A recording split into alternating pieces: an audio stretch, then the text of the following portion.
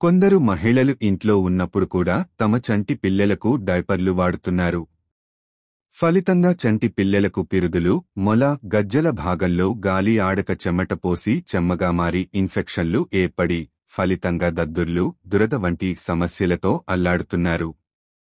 ముఖ్యంగా జూన్ నుండి సెప్టెంబర్ వరకు సాధారణంగా వెచ్చని ఉష్ణోగ్రతలు, తేమ కారణంగా ఎక్కువగా చెమట పట్టడం వలన చర్మం జగటగా మారి ఇన్ఫెక్షన్ ఏర్పడే అవకాశం కూడా ఎక్కువ.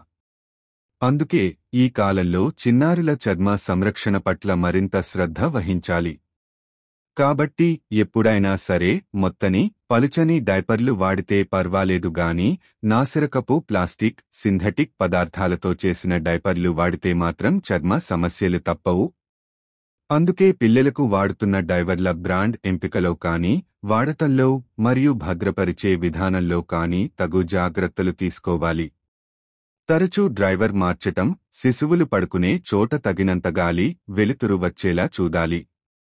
డైపర్లను రాత్రి సమయాల్లో మరియు అవసరం ఉంటేనే వాడేటట్లు చూసుకోవాలి. శిశువుల కోసం ప్రత్యేకంగా రూపొందించిన తేలికపాటి, సువాసన లేని మరియు కన్నీటి రహిత హైపోఅలర్జెనిక్ మరియు చర్మవ్యాధి నిపుణులు పరీక్షించిన సబ్బులు వాడటం సూచనాత్మకమైనది. ఇన్ఫెక్షన్ ఏర్పడిన చర్మానికి ప్రాథమికంగా జింక్ ఆక్సైడ్ క్రీమ్ రాయాలి. అలా వాడినప్పటికీ ఉపయోగం లేకుంటే ఫంగల్ ఇన్ఫెక్షన్గా అనుమానించి తగిన క్రీమును డాక్టర్లను సంప్రదించి సూచించబడినవే వాడాలి.